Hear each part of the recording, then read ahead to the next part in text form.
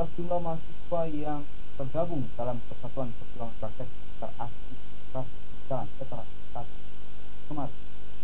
Saudara, mahasiswa mendesak pemerintah menyita aset para koruptor. Dalam orasinya, mahasiswa meminta agar pemerintah segera mewujudkan jaminan sosial serta demokrasi untuk rakyat. Salah satunya mengurangi utang luar negeri dan juga menyita aset para koruptor. Selain menggelar orasi, mahasiswa juga membawa sejumlah spanduk yang bertuliskan tolak liberalisasi setelah menggelar aksinya. Mahasiswa pun membubarkan diri dengan tertib dengan pengawalan ketat petugas kepolisian.